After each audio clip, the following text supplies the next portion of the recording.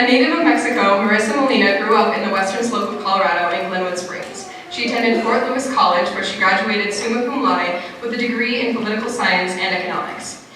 As a 2014 Teacher of America Corps member, Marissa taught Spanish for native speakers at DSST, Green Valley Ranch High School. In July 2015, Marissa was one of 9 educators with Deferred Action for Childhood Arrivals, or most known as DACA, status to be honored by the White House as a champion of change. She was recognized for being a strong role model for her students and their families as well. As being an agent of change within her community, she currently works for Rocky Mountain Prep as the manager of community engagement. Please give a warm welcome to our keynote speaker, Marissa Molina.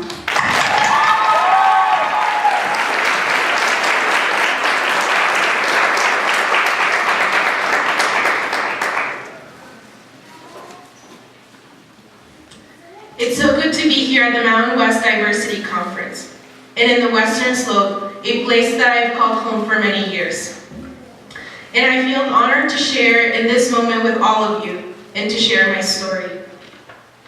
Before we get started, I'd like to thank the Executive Youth Advisory Committee and all of the educators and the Executive Director of Youth Celebrate Diversity who invited me to be here today.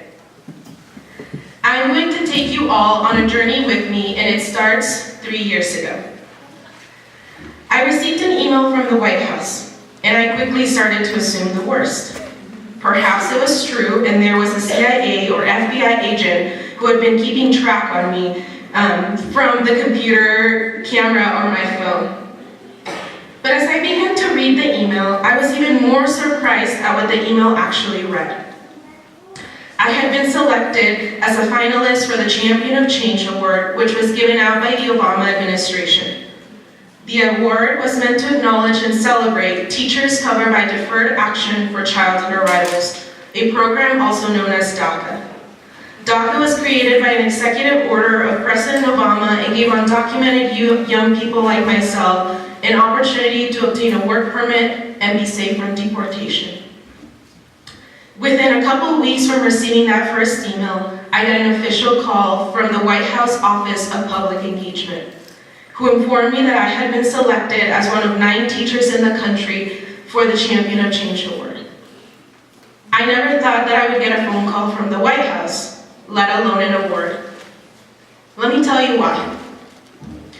My family had come to the United States when I was 9 years old, with nothing more than a suitcase, a few belongings, but really big dreams in our hearts. It wouldn't be until the fall of 2009 that I would come to understand what it meant to be undocumented. I was a senior at Glenwood Springs High School. I was at the top of my class, captain of the cross-country team, and on the verge of what I thought was writing some pretty incredible college admissions essays. The pressure was on to get many scholarships to help lift the burden off of my parents, especially since the company that my dad had worked for 9 years had suddenly closed. In addition to closing, the company had failed to pay my dad for over a month's worth of work. Despite the hardships, my parents made sure we never felt any of the pains. However, that all changed one early day in October. It was still dark outside when my dad left the house that morning. He always wished us a good day and yelled, "I love you." As he left the house, I moved on about as usual, always scrambling to get ready and dress before my mom would rush my brother and I out of the house in an effort to get us to school on time. Just a few minutes after my dad had left the house, the phone rang. It was my dad. He was serious and short, and I immediately knew something was wrong. He began to explain to me that the cops had pulled him over because of a broken taillight. My heart sunk, and I felt a quick punch in my stomach. You see, my dad didn't have a driver's license, and in the state of Colorado at that time, you could get arrested for this. He took a long pause and confirmed what I was hoping wasn't the case. He said, "I think they're going to arrest me." Frozen still, my hands began to shake, and I felt a cold sweat rush throughout my body. He instructed to let my mom know and hung up the phone. With tears in my eyes, I turned to my mother and I told her what he had just said, and that we needed to hurry out. When we got to where my dad's car was, all I could see was a cop car with the lights still on, parked behind it. I got out of the car and ran towards an officer, and I demanded to know where they had taken my dad. He looked at me with hesitation, said they had taken him to the county jail. I felt so angry, thinking to myself, how could they have taken my dad, an honest, hard-working man, to jail? As the situation unfolded, I became more frantic, but I pulled it enough together to run back to the car and tell my mom. We drove straight to the county jail, but since it was only 7 a.m., all the offices were closed and there was no one there to help us. While we waited, my sister met us there, and together we tried to ask anyone and everyone how we could get my dad out, but to no avail was any help given to us, until a woman approached us. She must have seen that we were in distress and asked how she could help us. She told us what to do so we could pay bail for my dad to be released. We knew that we had to act fast. My dad could be in danger of being deported. My sister and I followed the directions this woman had given us, and when we got there, we were asked to step into a small waiting area. There was a small window that looked into the jail. And all I could see was my dad. He was no longer wearing his work clothes. Instead, he had already been given a black and white striped jumpsuit. I was startled by the man that I was looking at. A man that I only knew as my dad. A man who had such strength and resilience that had been reduced to shackles and clothes that didn't fit his body. I was angry and sad, and I made eye contact with him, and he quickly turned his gaze to the floor. I was devastated by this, and I began to cry uncontrollably. And after we paid bail, they released my dad. We waited for him outside of the door, and he stepped out. We hugged and cried. I had no idea what was going to happen to him, but I did know one thing. I didn't want to lose him. The following morning, as I got up to get ready to go to school, I heard my dad getting his things ready to go to work. I ran downstairs and asked him what he was doing. He looked at me and he said, I am going to go to work and you are going to go to school because we are not going to live in fear. El mundo es de los valientes, Marissa. The world belongs to the courageous. He kissed my forehead and left the house. The days after that incident, I had a hard time focusing in school and often worried about what could still happen to my family. No one at school knew that I was undocumented. So I carried that burden and suffered in silence as a result. Fast forward 2 weeks, I'm sitting in my history class when my high school counselor appears at the door and asks to speak with me. In his office, I noticed my college applications were sitting on his desk. He had a big smile on his face as he congratulated me for completing the applications on time. He then paused and said, "We are only missing your social security number." I looked at him and with tears in my eyes, I told him I don't have one. I'm undocumented. His smile turned into a concerned look and I was terrified. My parents had told me that I shouldn't tell anyone and I had just revealed a big secret without thinking. But his response surprised me. He came and sat next to me and told me, "Don't worry." That while he didn't know what that meant for me, we were going to figure it out together. And he insisted, "Marissa, you are not alone." I felt relieved for the first time in weeks, and for the first time I didn't feel alone. He was there for me the day my dad went to court, and he was there for me when we celebrated that my dad was asked to only pay a fine in court. Together we wrote emails and made many phone calls. We didn't get the answers we were looking for because in the state of Colorado, students like myself were considered international students. I would have to pay twice the tuition for in-state colleges and universities. He helped me apply for schools, and then together we completed countless of local and private scholarships to help fund my education. I got into all the schools I applied to and received merit scholarships as well, but scholarships that I would not be able to claim because of my status. In the fall of 2010, I started college at Fort Lewis College in Durango, Colorado, with over $12,000 in local scholarships. Despite it all, my parents remained committed to helping me go to college and pursue a career. At Fort Lewis, I had the good fortune of meeting a woman that became my mentor, Sharina.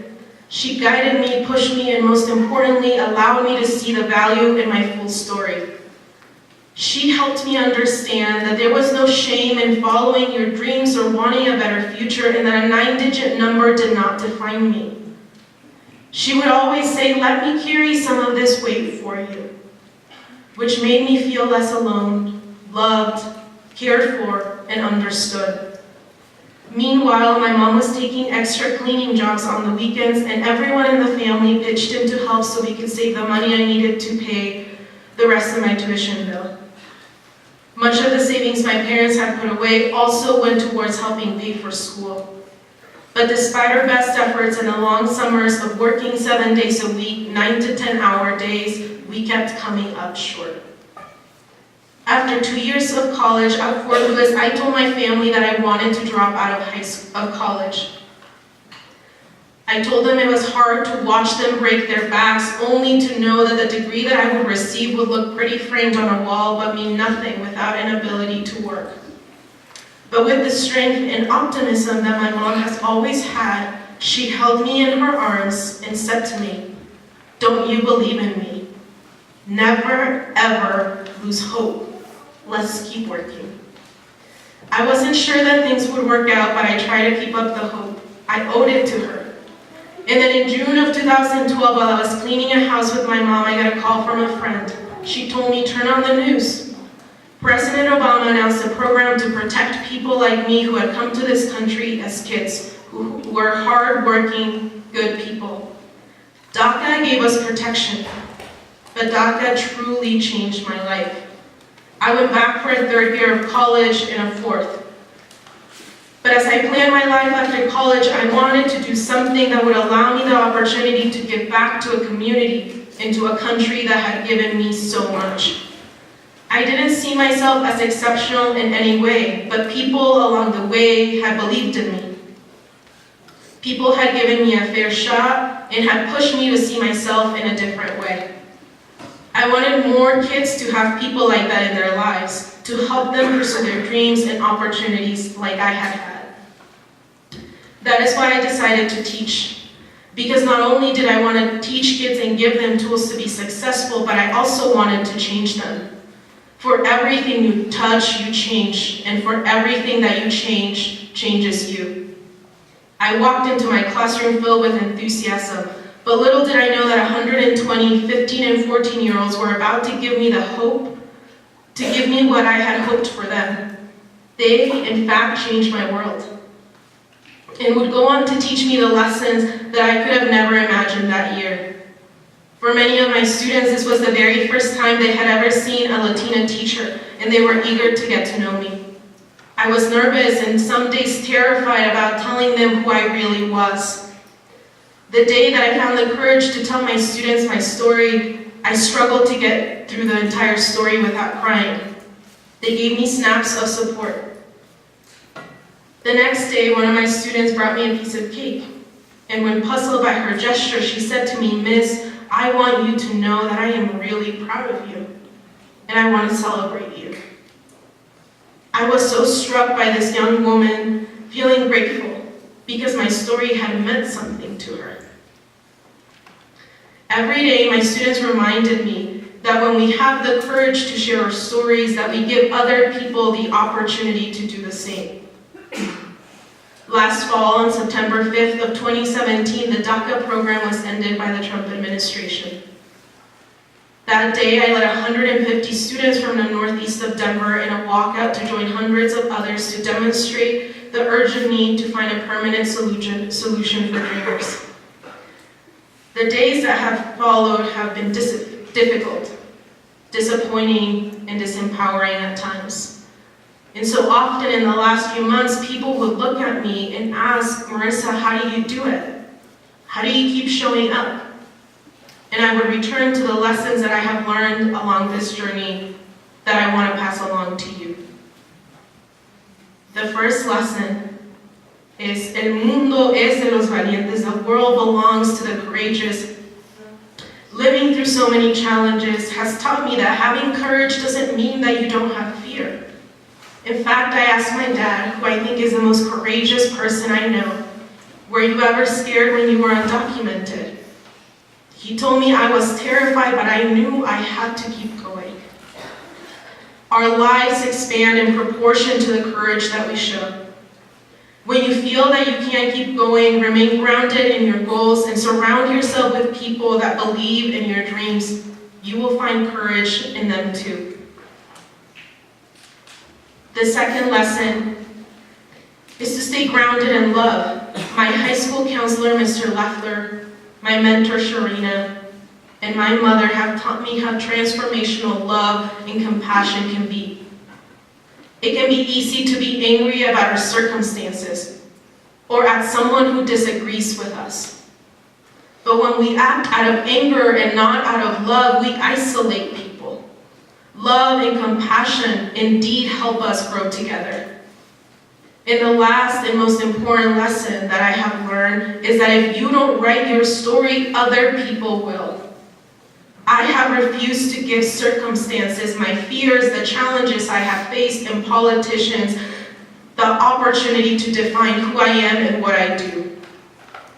I have decided that I will be the only person that will write my story, and sometimes that's going to mean that I have to show up on the days when it's hard, and on the days when I'm tired. A couple of weeks after I visited the White House, I received a letter from President Obama. Written on that letter is a line that I often think about. Our nation has been shaped by ordinary people who have dared to dream and use their unique skills to do extraordinary things. Today you will have the opportunity to learn new skills and engage in meaningful conversations to address some of our most pressing social problems. So today I want to challenge you. I want to challenge you to take what you learned today to make change. Learn the language needed to connect with other people. We always want to make sure that we are talking and connecting in a way that heals and not in a way that wounds. That is how we make change. I feel so hopeful to be in a room with amazing young people and educators and parents, and I know our future is in good hands. Thank you all so much.